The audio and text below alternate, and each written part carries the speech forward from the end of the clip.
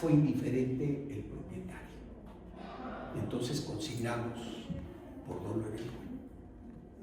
Se libró la orden por dolo eventual, se fueron al amparo, se le concedió el amparo para que el Ministerio Público determinara cuál es la conducta que le atribuye al quejoso. A mí me hacen visitador, salgo de Cuauhtémoc, la fiscal la guarda ahí en su archivo y prescribe. Pasan los años y prescribe. Entonces, a veces en nuestra función vemos cómo darle solidez a nuestra consignación. En el año 98 me tocó consignar a la Wallace. La consigné por tentativa de homicidio, daño en propiedad intencional y creo que resistencia de particulares. Ella tenía un negocio que vivía de los espectaculares. Ella los tenía en arrendamiento, contrataba con una empresa y ponía el producto ahí, y de eso ella obtenía un recurso económico lícito y así vivía. Ese era su modo de vivir de la Wallace. Y un día me habla el delegado político de Tlalpan, Martínez de la Roca, y me dice: vamos a hacer un operativo para desmontar espectaculares que no tienen permiso. Y le dije: ¿y qué quieres que te ayude? Mándame un ministerio público móvil para que esté presente. La presencia de la autoridad genera una actitud distinta en las personas que van a ser examinadas y nos ahorramos algunos problemas. Y le dije: está bien. Entonces mandé al MP móvil, lo autoricé, y resulta que duraron 5 horas. La Wallace le dice a un trabajador que se subiera a la escalera de Marino y que no permitiera que otra gente subiera, bajo riesgo de aventarla. Entonces ese tipo obedece a la Wallace, ese tipo es utilizado como instrumento. Se utiliza una grúa para ir desmontando el equipo. Esa grúa funciona con cuatro pivotes que son alimentados con un sistema de neumático especial y con unas mangueras, y la Wallace corta con un cúter, una manguera, pierde presión, sale el aceite, y lo que hace la grúa es esto. Y el trabajador queda colgado, literalmente colgado del espectacular, porque la canastilla prácticamente se la dio. Y con esa lógica consignamos a la Wallace por tentativa de homicidio a título de dolo eventual y pasó. El juez ya después reclasificó tiempo después, pero buscábamos la manera de cómo responsabilizar y cómo hacer más congruente un reproche frente a un comportamiento a la luz de las normas que tengo al alcance, a la forma de intervención. Por ejemplo, cuando estaba en la unidad de búsqueda de la PGR, conozco de una averiguación previa, todavía averiguación que subió por hechos de 2009, en donde en un poblado de Buenaventura, una víctima que tiene hemiplegia del lado izquierdo es sacada de su vehículo, que estaba con el primo, por militares. Son sujetos que vienen vestidos de verde, con armas largas, con insignias, con botas, toda la pinta de militares, pero vienen en camionetas particulares. Entonces se la llevan a ella y a su primo, que estaban estacionados afuera de su casa, en el poblado de Benito Juárez, en ese lugar en Chihuahua. Se lo llevan, y ese mismo día, en otro domicilio, sacan a la prima de ella de 18 años, que se llama Rocío, se meten a su casa. La mamá dice que porque se la llevan y se está detenida, y las meten a ella y a sus hermanos pequeños al baño y se la llevan.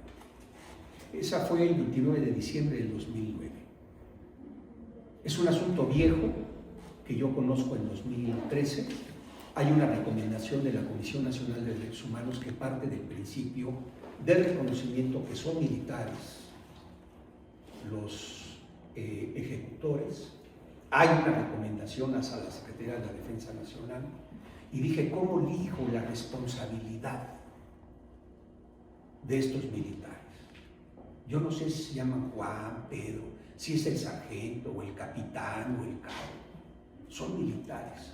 Entonces, leyendo, me encuentro a Doxin y me encuentro la autoría mediata por dominio de la voluntad de aparatos de poder.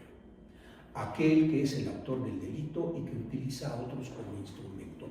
Aquel que no realiza un solo acto, pero que tiene dominio, no del hecho, no del ejecutor, del aparato, porque el ejecutor forma parte en forma equivalente al de una pieza de una maquinaria. Entonces concitamos al titular del batallón, que en este país hoy en día es difícil responsabilizar a miembros del ejército, pero antes también era difícil. En 2014 era difícil. El juez negó la orden de aprehensión en 24 horas, nos fuimos a la apelación, la magistrada del unitario 2 meses después confirma, las víctimas se van al amparo, les dan palo, se van a la Corte Interamericana de Derechos Humanos, rindo mi testimonio ante la Corte Interamericana y la Corte en 2018, con los mismos elementos de prueba, responsabilizó al Estado mexicano por la desaparición de esas víctimas. Lo más cómodo hubiera sido haberle dado vuelta a la carpeta y mandarla al archivo. ¿Estamos de acuerdo? Pero también uno ve cómo enfrentas un suceso de esa manera y con los instrumentos que te da la dogmática, llegas y lo responsabilizas. El Estado, la Corte Interamericana no responsabiliza a personas, responsabiliza a Estados. Y con los mismos datos de prueba está accesible en internet. Ponen ustedes el caso de los Alvarado, sentencia de la Corte Interamericana, y ahí vienen todos los hechos, las pruebas y la resolución de la Corte Interamericana. Entonces siempre la dogmática nos va poniendo el dedo en aquello, sirve como obstáculo para el legislador. El legislador no puede llevar a la norma penal cualquier conducta. La ley penal tiene que satisfacer a una última razón en el marco normativo, porque las medidas no penales no fueron eficaces para evitar su realización. Eso es lo que decía la maestra Olga Islas de González Mariscal. El derecho penal, primero, hay que buscar en otras ramas del derecho, como el derecho administrativo, buscar una sanción para que este tipo de conductas no se presenten, pero cuando se siguen presentando, surge la necesidad y el legislador tiene legitimación cuando el bien jurídico tiene cierta relevancia para la convivencia. Entonces, la visión de la dogmática nos permite identificar no solamente que es un obstáculo, un freno, un órgano, una forma de regular la decisión del legislador, pero también del juez, también del Ministerio Público. La otra vez preguntaba yo con un magistrado y otro amigo que fue juez, ¿cuántos asuntos han resuelto con dogmática? Entonces uno de ellos dijo, pues muy pocos, porque siempre la defensa es que él no fue. No es un tema sobre la existencia del delito o una causa justificante o excluyente, la ausencia de un elemento normativo, objetivo, subjetivo, sino porque el Señor no lo cometió. Entonces, creo que Ricardo estaba ese día, me lo comentó un ex juez, que lo comentó con otro juez y que dijo, pues muy pocos. Entonces, por ejemplo, el asunto del Obombo fue con tema de dogmática. El tema del coronel, la desaparición forzada, fue un tema de dogmática. También está la autopuesta en peligro, que es una forma en que desplaza la responsabilidad del autor, en donde la víctima asume sus propias responsabilidades. Pero todo este tipo de figuras, que en algunas respaldan una acusación, en otras una no acusación, también va en contra de las cuotas institucionales. Entonces, las cuotas institucionales es la exigencia de los superiores de tener consignaciones, de tener audiencias iniciales que deriven en vinculación. Yo también estuve sujeto a cuotas. El doctor del Villar implementó un premio, un reconocimiento de 40 días de salario para que consignara más. Y ese la ganaba Salomón. Entonces yo ganaba, decía el procurador del Villar, Salomón gana más que yo. Yo ganaba 40 días. En el año 99, como fiscal de Cuauhtémoc, yo ganaba 80,000 pesos. Hoy los salarios los bajaron. Cuando llegó Andrés, los bajó. Y no los han vuelto a subir. Entonces yo ganaba hace más de 20 años lo que ganan ahora un fiscal. Y además había un premio de 40 días de salario. O sea, un mes y días más de salario. O sea que me podía yo embolsar en un mes, poco más, poco menos, de 160,000 pesos. Limpios. Y cuando me decía un MP, oye jefe, no va a compartir, no huevo, porque la misma posibilidad que tenías tú es la misma que tienen hoy. Entonces, es cuestión. Y además porque hay muchas cosas, ¿no?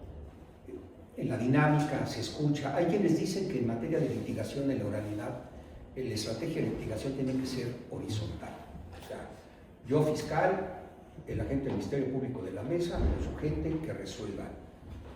¿Realmente están en las posibilidades de resolver por sí solos los asuntos? ¿O existe la necesidad de tocar la puerta de mi jefe y decirle, oiga, tengo una duda en un asunto así? No sé si irme por acá o irme por acá.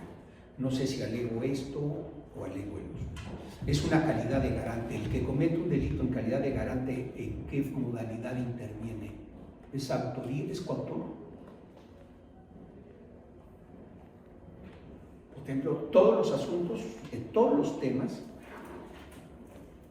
ensayos penales tiene 29 temas. El delito instantáneo, el permanente, el continuo y el continuado. La conducta, el tipo y la tipicidad. La acción y la omisión, la comisión por omisión, comisión impropia, el tipo penal, la tipicidad, la calidad de garante, elementos subjetivos de la tipicidad, sujeto activo, sujeto pasivo, la conducta, nexo. Luego, elementos normativos del tipo penal, el dolo eventual y culpa temeraria o culpa con representación, el nexo del riesgo en el delito imprudente. El otro día me habla un amigo y me dice, oye, fíjate que mi hija chocó acá en Texcoco, él es abogado, laboralista, su hija va a dar vuelta en una calle a la izquierda, dice que va a cerca de 30 kilómetros por hora, va dando la vuelta y de repente es en la noche, siente un golpe muy fuerte que golpea la parte frontal de su vehículo. Entonces ella no vio, se baja y ve una moto y ve dos tipos tirados, muy lastimados. Ella le llama a la policía, a la gente de la policía, habla a una ambulancia. Ya que llegan, se los llevan, ella la llevan al Ministerio Público y la quieren judicializar por detenido. Cuando nos habían vendido la idea que este nuevo sistema iba a privilegiar la libertad y enfrentar procesos en libertad, y por esa razón había un estándar probatorio bajo que era compensado con otro tipo de medidas cautelares. Palabras más, palabras menos. Pero la quieren consignar. Pero resulta que el vicefiscal fue del Ministerio Público y tuve la posibilidad de que me contestara la llamada y que le diga, oye, no pueden hacer eso. No pueden hacer eso. Entonces él dice, déjame consultarlo con mi fiscal general, o sea, un tema de un daño, porque el fiscal de Texcoco dijo, yo tengo orden de mi jefe de judicializar todo con detenido. Digo, ¿pero por qué? Hoy ha cambiado esto. Entonces finalmente la dejaron en libertad, pero yo le dije al Ministerio Público desde que llegué, le dije, aquí hay una autopuesta en peligro. La figura de la autopuesta en peligro excluye la responsabilidad del autor. Cuando la víctima genera un riesgo, pero no un riesgo cualquiera, sino un riesgo que finalmente produce el resultado. Ellos no traían casas, ellos no traían luces. Entonces dice el dictamen en tránsito que ella conducía de manera temeraria y no hace una descripción a qué le llama temeridad. Por ejemplo, el Código Penal español da supuestos de temeridad, que puede agotarse no nada más en eso, sino en muchos otros. O sea, venirse cambiando los zapatos del tacón porque le molesta a la señora en el coche, pues también puede ser un acto temerario. Llevar al niño de brazos atrás y no en una silla especial puede ser temerario. Venir haciendo el amor en el coche y manejando puede ser temerario. O sea, hay muchos supuestos de temeridad. Entonces, finalmente lo que le plantea al fiscal es que aquí había una autopuesta en peligro. En todos los asuntos planteo casos, porque los casos nos permiten ver con mayor claridad el punto central. Por ejemplo, en la imputación objetiva, nos hablan de la imputación objetiva. Hay veces que hay libros de dogmática que son muy densos, son muy pesados, son muy difíciles de comprender. Y yo quise escribir un libro de dogmática, pero hacerlo asequible, que lo puedan entender. Y no solamente que lo puedan entender, que lo puedan llevar a la práctica. Y para eso me serví de muchos casos. En todos estos post-it o marcadores que tengo, en todos hay casos. Y en todos hay sentencias. Hay sentencias de Alemania, de Argentina, del Perú, federales, de fuero común, de entidades federativas, sobre diversos temas, ¿no? Por ejemplo, de España, el tema de imputación objetiva. Dos hermanos están drogándose, pelean por droga y uno de ellos apuñala al otro. La hermana lo observa, se da a la fuga el hermano agresor, ella llama a los servicios de emergencia, vienen por él, lo llevan al hospital, lo operan, lo dan de alta al otro día. Pero hay una lesión que el médico no detectó y vuelve a reingresar al hospital. Pero ya regresa con un shock séptico que finalmente le produce la muerte. Entonces la imputación objetiva sirve para aclararnos aquellos casos en donde el nexo de causalidad o se ve interrumpido o no está muy claro.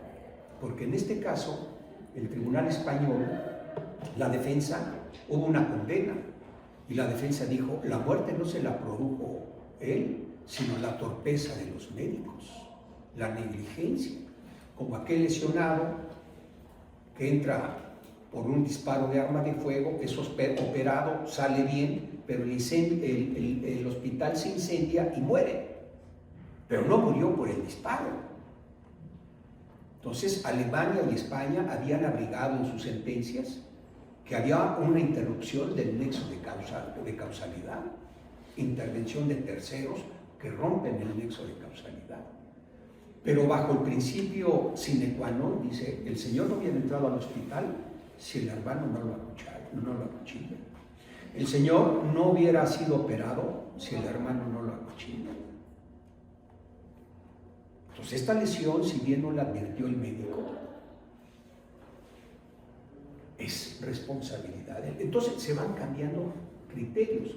Con frecuencia vemos algunos criterios de la Corte donde dicen se distancia, esta sala se distancia de este criterio que había venido observando en tal caso. Por ejemplo, ¿cómo impacta en la tipicidad el bajo estándar probatorio para un auto de vinculación? El juez no tiene que examinar el auto de vinculación de elementos normativos, objetivos y subjetivos. Eso lo deja para la sentencia.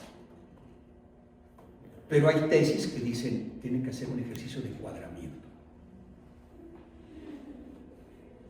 Y el ejercicio de encuadramiento es un ejercicio cuando menos elemental del verbo rector del tipo, con el comportamiento que le atribuyen al sujeto.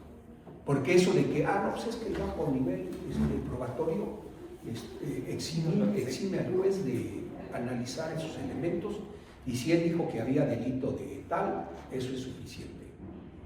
A veces en el trabajo de ustedes, que también fue mío, con el paso de los años, yo tengo 67 años, se va volviendo uno garantista. O sea, a mí me tocó casos en donde el procurador decía, oiga, es que ustedes consignan lo que no, ¿por qué? Por ejemplo, una prostituta es contratada por un tipo ahí en la Merced, es un hecho verídico, para que le hiciera sexo oral. Pero después de 20 minutos la chica le dice, oye, ya te tardaste mucho, ya no. Entonces el tipo se molesta, porque no la espera. La chica se baja del coche y se cruza la calle de Congreso de la Unión hacia la Merced, pasa una patrulla y le dice, es una chica que me robó tanto, 2 billetes de tanto y por cuánto. La detienen, la ponen a disposición. Tengo imputación, firme, no hay testigos por la hora, 12:30 de la noche. Le encuentran los billetes que le dijo el denunciante al policía. Entonces hay asuntos, decían eso, hay asuntos donde preliminarmente tenemos elementos, pero sabemos que no es así. Entonces, ¿por qué no un quiebre de dinámica? Digo, yo también hice el trabajo de ustedes, yo no vengo a recriminarles a ustedes que busquen la manera de vaciarles el código, yo lo hice. Yo buscaba delitos que concursan. Hace unos días detuvieron unos policías a un muchacho que apareció muerto. Salió en la tele, ¿lo vieron? Y esa es una desaparición forzada. Pero no lo consignan por desaparición forzada, sino por el homicidio. Y son delitos que concursan. Pero el reconocimiento de desaparición forzada no lo pueden hacer en el gobierno de la ciudad porque generamos una imagen negativa. Y son delitos que concursan. Entonces, ciertamente en el trabajo vamos viendo visiones, y en la medida que tomamos un poco de... Nosotros todos tenemos un autor que nos gusta mucho porque es muy claro. ¿Alguien podría decirme cuál es su autor así preferido? Porque lo ha sacado de algunos lugares oscuros, tenían duda y encontraron un autor. ¿Alguien no tiene un autor en mente con confianza? Bueno, si no tiene la confianza no pasa nada. A mí me gustaba Fontán Balestra y me gustaba Sebastián Soler. O sea, yo lo entendía a Sebastián Soler y a Fontán Balestra. Hoy me gusta mucho Muñoz Conde. Hoy parece muy claro para mí Claude Roxin, que acaba de morir. Cuando vino a México, lo trajo el Tribunal Superior de Justicia de Sinaloa. Y yo llegué con mi pliego de consignación, el primer asunto en México por autoría mediana. Y le dije, profesor, este es el primer pliego de consignación. Entonces me dice Enrique Díaz Aranda, que estudió en Alemania, me dice, el doctor no habla español. Le dije, pero si leyó su ponencia en español. Me dice, no habla español. Entonces, yo llevaba mi pliego de consignación con un gran orgullo, porque lo más cómodo hubiera sido darle vuelta a ese libro. Ese tema lo escribí en 3 paradigmas de la justicia penal. 3 paradigmas de la justicia penal es un título que engarza 3 monografías. El primero es la autoría mediata por dominio de aparatos de poder, el segundo es la prueba y el tercero es la seguridad de los ciudadanos. En el primer tema, si hablo de autoría y participación, pues tengo que hablar de las teorías que han servido para distinguir a un autor de un partícipe. Luego llegar a la coautoría impropia en Colombia, el cooperador necesario en España, y luego al autor mediato por dominio de la voluntad de aparatos de poder. Entonces, ahí en ese tema voy haciendo una disección teórica y práctica del asunto de los Alvarado de 2009 y cómo se desenvolvió y cómo lo resuelve la Corte, cómo lo planteamos, cómo lo argumentamos. Y me sirvo la sentencia de Fujimori. A Fujimori lo condenan como autor mediato. Las sentencias son como 1000 hojas. La puedes bajar en internet. Yo la bajé y la imprimí, la tengo. La parte importante viene de la página 760 y tantos a la 1000. Lo demás son antecedentes por el tema del barrio de la Cantuta y una escuela de unos normalistas, que dio lugar a la condena de Fujimori por delitos de lesa humanidad. Y que sucedió en 2009, pero en el 84 los argentinos utilizaron la tesis de Roxin para procesar a Jorge Videla y compañía, que eran los que gobernaban la Argentina con motivo del golpe de Estado que dieron, creo que en el año de 76. Y los argentinos lo utilizaron. Hay una serie en Netflix que se llama, creo que se llama 1984. La protagoniza el fiscal, creo que es Estracera, Darín, Rubén Darín, o tal de apellido Darín, Ricardo Darín. Él es el que lo representa al autor. Y claro, independientemente del valor cinematográfico del hecho, para nosotros la autoría mediata, la tesis reina de Roxin, que él elaboró en el 63, muy concomitente con el robo de Eichmann. Eichmann es el que creó la forma de matar 6 millones sin gastar una bala, a través de las cámaras de gas. Entonces, cuando se crea el Estado judío, que es en 1948, creo que fue en 48, la guerra termina en 45, la segunda, el Estado judío Israel se funda en el 48 y toma la decisión de traer a juicio a aquellos que criminalizaron a sus connacionales. Y ubican a Eichmann en Argentina y se lo roban. ¿Por qué no lo extraditaron? No hay convenio de extradición. Pero además, ¿quién gobernaba Argentina? Pues los militares. Entonces traen y se lo roban y lo procesan. Hay fragmentos en YouTube donde habla Eichmann y Eichmann dice una frase que recoge Roxin, dice: yo solamente fui una pieza de una maquinaria intimidante. Y Roxin, en la autoría mediata, dice que los requisitos es que el autor mediato está en una posición de decisión. No necesita estar hasta arriba, puede estar en un nivel intermedio, pero con capacidad de decisión. Segunda, el ejecutor es fungible y anónimo. Es fungible porque es intercambiable. Si no lo hace Pedro, lo hace Luis. Tercer requisito, que hay una alta aceptación de ejecutar el acto que le ordena, porque ha venido formando parte de los actos que ha venido desarrollando como miembro de ese aparato de poder o de esa organización de tipo mafioso. Y el último requisito es que no puede ser por un hecho, tiene que venir actuando ese aparato de manera sistemática por actos violatorios al derecho. Hay una discusión teórica que plantea si esos actos violatorios sistemáticos tienen que ser del mismo orden de este delito o tienen que ser de cualquier otro. Esa es una discusión teórica que no resuelve mucho, pero en el primer tema eso es lo que planteo. Y el segundo tema fue la prueba, que iba yo sobre la prueba de referencia, pero hay un autor puertorriqueño, de apellido Vélez, que tiene 2 tomos sobre la prueba de referencia, y me pareció una vanidad tonta mía, una monografía, y llamarle la prueba de referencia. Entonces le llamé la prueba.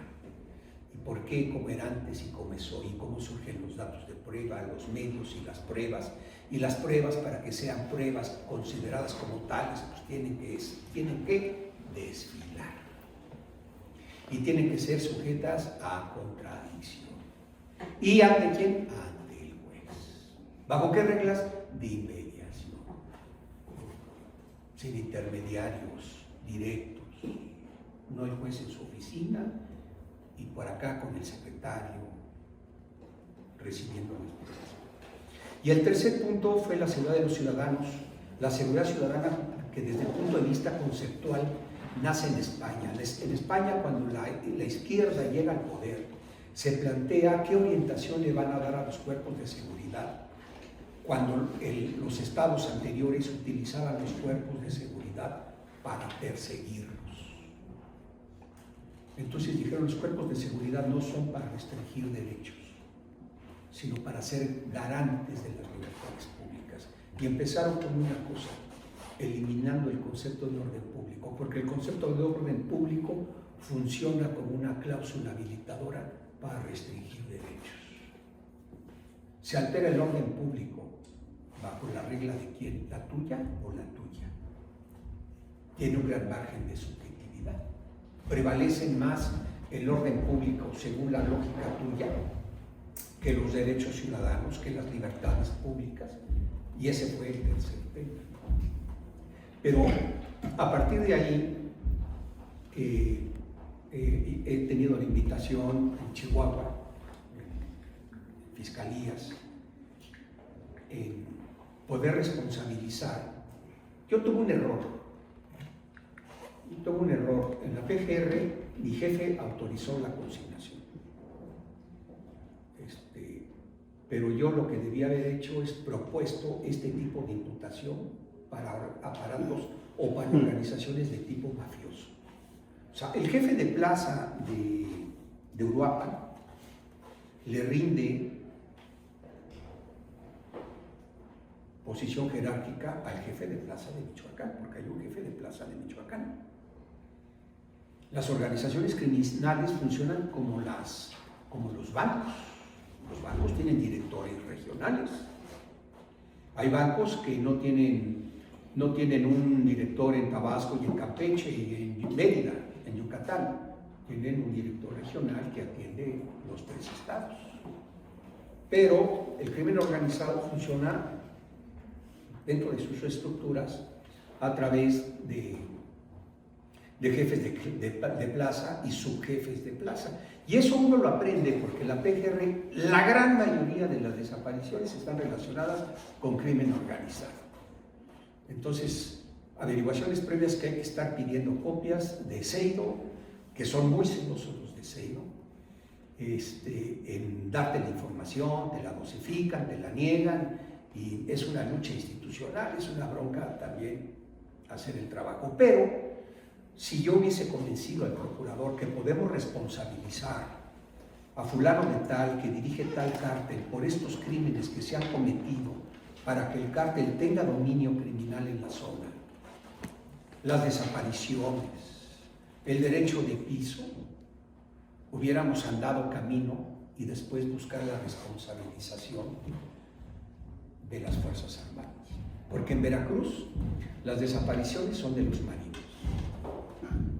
En los otros estados son los militares. A Chihuahua yo no iba con militares, pues me andaba cuidando de ellos. Entonces hay muchas cosas que uno va aprendiendo dentro de la practicidad, pero que la dogmática nos va dando luz. Como decía yo, este impacto del bajo estándar probatorio en el acto de vinculación, lo toco, lo abordo y fijo posiciones. Y así en el delito, por ejemplo, de calidad de garante, en la imputación objetiva, en todos los temas traté de recurrir a casos reales, casos auténticos, no de laboratorio, verídicos, para poder hacer más asequible los temas de la dogmática. Entonces, yo creo que hay muchas maneras de transitar en la vida ministerial. Y una de las maneras, creo que más productivas, es siendo un buen ministerio público o un buen fiscal. Y eso exige estudio.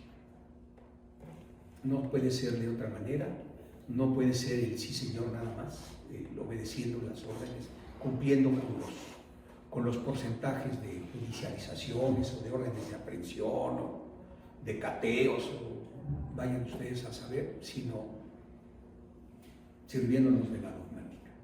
Entonces, yo quiero sembrar la inquietud en ustedes. Yo me traje unos libros. Nos tocó, cuando presentamos casos penales en 2005, vendimos 400 libros el primer día. Bueno, es que yo era su procurador, entonces todos los hombres compramos un libro, pero yo no les dije que comprarlo a fuerza, ¿no? Pero yo le enfoqué al robo. Yo le enfoqué al robo porque cuando era visitador voy una vez a Miguel Hidalgo, a la novena, y le digo, ¿la señora está detenida o qué hace? Dice, no, está en área abierta. Pues que se vaya allá a su casa. Dice, no, jefe, estoy esperando la querella. Digo, a ver, préstame la averiguación. Resulta que la señora trabaja en una tienda departamental o de autoservicio, es la cajera. Y va la hija llena el carrito y en lugar de cobrarle 3,000 pesos, le cobra 1,200. Entonces le digo al Ministerio Público, ¿y qué delito es, jefe? Porque le digo, ¿qué estás esperando? Dice, que venga la querella, que venga el apoderado. Y le digo, ¿y qué delito es? Y le dice, fraude. Y le digo, ¿a quién engañó? El fraude tiene 2 medios de comisión: el aprovechamiento, el error y el engaño. ¿A quién engañó? A la caja registradora. O sea, el engaño tiene que dirigirse a un ente intelectivo, a una persona, no a una máquina. A lo mejor más adelante se engaña en la inteligencia artificial. Puede ser, más adelante. Entonces le dije, no, hijo, aquí hay un robo. Hay un robo. Me dice, no, pues si quieres la trabajo como robo. Y le dije, yo soy el visitador y yo no te instruyo qué tengas que hacer. Pero sí te digo una cosa. Si no la consignas por robo, te voy a pedir copia y te voy a buscar la responsabilidad. Pero tú resuélvela como quieres. Pero si no lo haces por robo, yo te voy a exigir responsabilidad, porque para mí había un robo. Entonces, finalmente, no hay una mala intención en él, es la forma de ver. Y todos tenemos jefes. Hay veces que el jefe nos enseña. Yo tuve jefes con los que aprendí muchas cosas y de otros que aprendí lo que no se debe de hacer. Pero la gran mayoría de mis jefes fueron pedagógicos. Tengo esta duda, ¿por qué? Por esto. Ah, chinga, pues sí. Entonces, ¿por cuál me voy?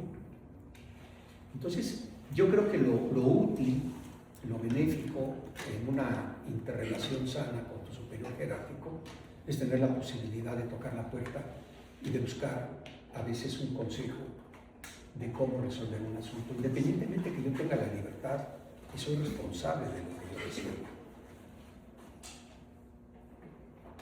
Cuando Félix Salgado Macedonio lo pasan en los medios serio, porque un policía lo detuvo en una moto y se iba encima y se caía solo, y que lo ponen a disposición en Cuauhtémoc, me habla el procurador y me voy para allá, no sé si era un sábado o un domingo,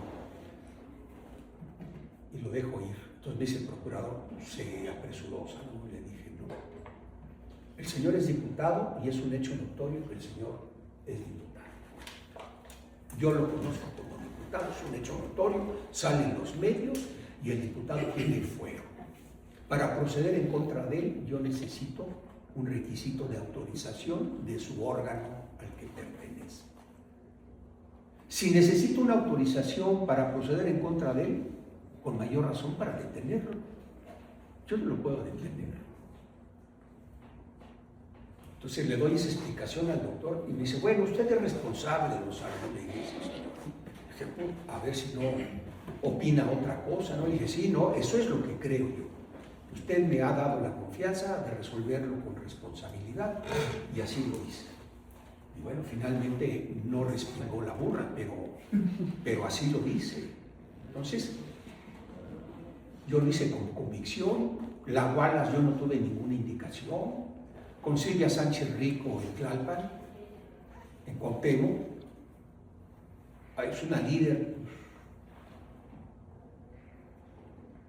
¿Me van a tomar la del lugar? Pues sí, me la van a tomar. Pues tomamos medidas, tal, y la consignamos. ¿Cómo fue? Entonces, a veces tomar las decisiones sí requiere la confianza, la cercanía con mi responsable de agencia, con mi fiscal. Y si no sabe mi fiscal, pues vamos a aprenderlo juntos. Pues si no nacimos aprendiendo. Yo todos los días tengo que estudiar un tema de la vida real. Yo me refugié en el derecho civil, le comentaba al señor fiscal, porque después de dejar la procuraduría, para empezar tengo impedimento para litigar. Entonces me planteé y dije, yo no voy a defender lo que antes perseguía, porque eso hace un mercenario, y yo no soy un mercenario del derecho. Yo fui un fiscal. Entonces me refugié en el derecho civil y hasta el día de hoy litigo civil. Y los asuntos penales que llevo, soy asesor jurídico. Y los eventos excepcionales que he llevado con mi socio, Eliseo Martínez, excepcionales, son defensas. Pero no de eventos de criminalidad espantosa. Hoy hay un robo a transporte, hay 200 a lo mitad y mitad, lo llevamos. Paso. Gracias por tu generosidad. Paso. Entonces he tratado de elegir lo que pueda yo ocuparme el día de hoy, pero también por eso tengo amigos adentro. He tenido la posibilidad y la necesidad de tocar la puerta y ver al procurador o ver a la procuradora, pero no llevo asuntos institucionalmente de confrontación. A mí si me hablan mañana que hay un asunto así, es un asunto muy mediático, nosotros no lo tomamos, que lo tome otro. Pero si toco la puerta es porque considero que hay una irregularidad que no puedo resolver con el fiscal. Y tengo la razón y por eso vengo a tocar la puerta. Y veo la manera. Si no la conozco o si no lo conozco, le pido a alguien que me abra la puerta. Eso es lo más normal, es lo lógico, es válido. Pero sí, lo que hemos querido hacer es ser muy cuidadosos de los asuntos penales que nos hacemos cargo y por eso con frecuencia, de manera constante, pues tenemos temas de dogmática penal. Ustedes leen una sentencia de un colegiado de la Corte, ellos abordan dogmática. Ellos lo sacan por acá, este elemento normativo no se satisfizo. Nos brindan el argumento. Por ejemplo, hay uno de los ensayos que es la concurrencia de culpas en el delito imprudente.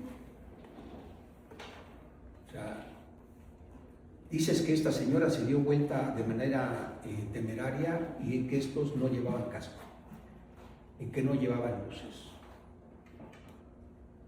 Entonces, estamos hablando de una concurrencia de culpas. Hay una autopuesta, hay una heteropuesta en peligro. Entonces, en los ensayos, yo lo que quiero es que el lector pueda distinguir en uno y en otro caso. Entonces, cuando les llega un asunto, entonces la mente funciona así, lo conectan. Como cuando le dije al fiscal, usted es una autopuesta en peligro. ¿Una qué? ¿Cómo me dijo? ¿Una qué? Entonces dije, no, estoy perdido, este señor no sabe. Si yo pensaba llevármelas por una autopuesta en peligro y no la entiende, olvídate, no te la vas a llevar. Entonces, pero los ministerios públicos, yo he conocido servidores públicos de otro poder que fueron ministerios públicos, y hay quienes lo ven con reconocimiento, con agradecimiento, con gratitud, pero hay otros que lo ocultan. Cuando aquí uno crece, aquí uno aprende, aquí uno se va formando, pues no salimos de la universidad sabiendo. Entonces, la ventaja, y con esto concluyo, es que lo que yo pretendo es que ensayos penales en corto les pueda abrir el panorama y puedan tener un acercamiento asequible, entendible, con temas de dogmática penal. Dogmática penal no es un tema de religión. Yo tengo un amigo que me da sentencias federales. O sea, ustedes buscan temas y nada más accedemos a las tesis que suben a la plataforma. Pero yo tengo un amigo que me hace carpetas. Le digo, búscame de tal. Y ahí me tienen leyendo. Digo, este fue excesiva, por ejemplo, en el delito emergente. Hay una juez que condena porque los requisitos tienen que concurrir. Todos los requisitos para que un delito sea atribuible a todos bajo la figura de imputación recíproca. Recordemos que todos somos responsables de nuestros propios actos. Yo soy responsable de los míos, el señor fiscal de los suyos y Ricardo de los suyos. Pero si los tres decidimos cometer un delito y uno de nosotros comete un delito distinto al acordado, que emerge de manera repentina, imprevisible, ¿nos es atribuible a los tres? No. Hay casos que sí. Es un delito emergente cuando se cumplen estos requisitos. Y hacemos una crítica porque estos requisitos no pueden concurrir. Que no sea un medio. Entonces lo planteamos y hay una sentencia, citamos una sentencia de un colegiado que dice con este y con este lo condenó. Y la voz de un colegiado es la voz de Dios, ya no admite recurso, pero no es justo. Entonces, hay veces que pegan, pero ese, y por ejemplo, también en el delito imprudente, el nexo del riesgo es el punto vertebral del delito imprudente, el nexo del riesgo. Si yo no creo, hay riesgos aprobados y riesgos desaprobados. Conducir es un riesgo aprobado. Conducir ebrio es un riesgo desaprobado. Pero ese riesgo produjo el resultado. Eso es lo interesante. Si no es ese riesgo que yo di pauta, que yo creé, veo difícil que me puedan atribuir el resultado. Y ahí voy poniendo casos, sentencias. Y hay autores españoles que se dedican a interpretar sentencias. Entonces, unas sí las puedo bajar, las bajo. Y otras, hay una revista y escriben algunos autores y analizan tal sentencia. Entonces, ahí se nutre uno, ¿no? Entonces, yo espero que en esta conversación que tuvimos entre amigos, entre compañeros, les pueda ser útil. Les pueda ser útil y pueda ser un libro de cabecera que les pueda ayudar en algunos asuntos. Yo, en mi manera de prólogo, yo digo que este trabajo está muy lejos de la erudición. Es para todos, pero no es para aquellos que creen que lo saben todo. Para ellos no es este libro. Pero siempre, si buscamos y tenemos inquietud sobre un tema, yo creo que ensayos penales puede ayudarnos. Yo no gano nada, a mí ya me pagó por Google. Y yo ya me lo gasté en libros que he ido regalando. En la presentación va a estar fulano, le mando un libro a los tres que lo van a comentar. A mi jefe, el procurador Bernardo Batz, que es magistrado del tribunal, se lo regalo, es para usted. Para la magistrada presidenta Celia Maya, le he regalado como 20 de a 460 pesos, pues ya rebasó lo que me tocó el pago. Pero uno no escribe para hacerse rico, uno escribe para ser leído. Entonces, por ejemplo, yo tengo vínculos con Colombia y mando libros a universidades. Y eso lo voy a hacer a universidades nacionales. Lo dono a la biblioteca para los estudios para las investigaciones de los jóvenes. Si ustedes buscamos un tema, ¿no? A veces buscamos un tema en un autor y pasamos página y ya como en la página 30 nos da 2 páginas sobre el tema. Y yo procuro, hago una introducción muy breve, muy concreta, solamente abordo casos necesarios y después te presento inmediatamente el tema que buscas. Y en un caso donde lo puedas comprender. Y si ese tema es cuestionable, te digo, es muy difícil de acompañar este argumento. ¿Por qué? Por esto. Entonces espero que sean útiles porque creo yo que les va a ser útil. Yo agradezco a Ricardo, al señor fiscal, a ustedes. No fueron a comer. ¿A qué hora salen? ¿A las 5? No. Aquí vivimos. Bueno, yo les agradezco mucho su tiempo y la verdad, créanmelo, en serio, es mi trabajo más maduro de 67 años. Hay quienes que pueden tener una experiencia mucho más grande en términos de años, pero bueno, yo tuve el atrevimiento de escribirlo. Este es mi tercer libro. El primero lo escribí con Germán García Beltrán. Lo enfocamos al robo, porque más del 80% de la población penitenciaria está por robo. Por eso lo enfocamos al robo.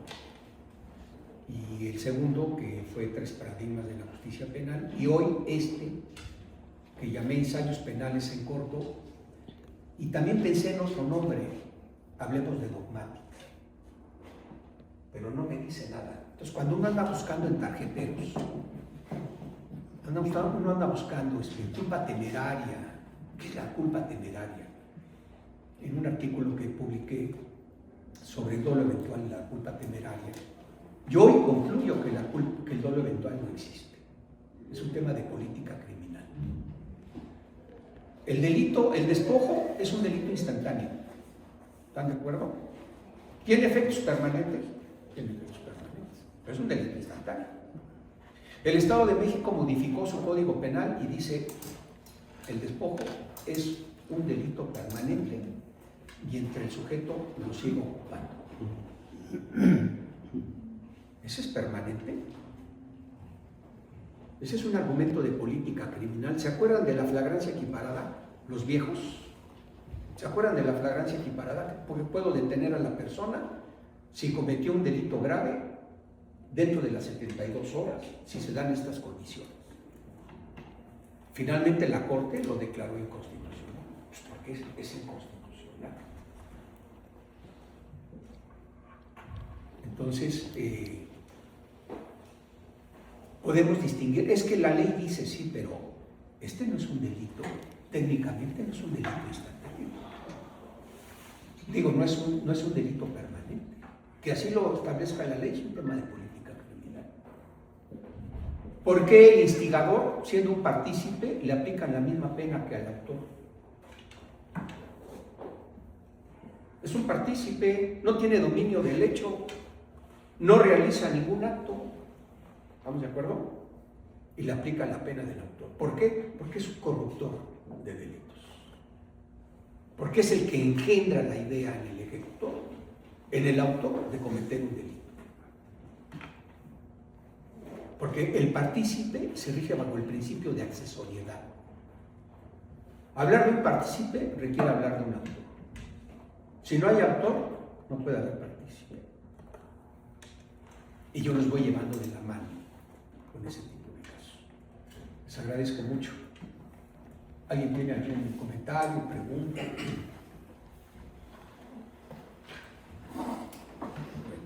Muchas gracias. Muchas gracias. Las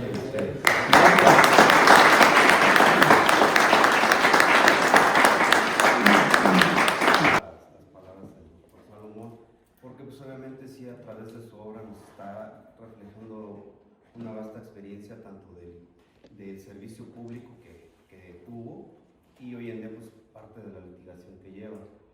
Yo les puedo comentar a mi propia experiencia.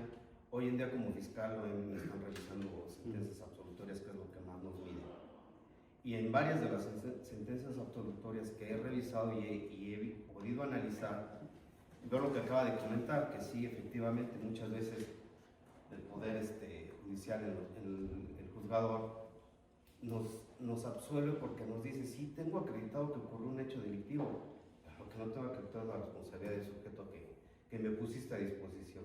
Entonces sí, también hay veces que sí nos falta un poco de aplicación de teoría del derecho y olvidamos esos principios que hoy en día creo que están plasmados en la obra del maestro Salomón.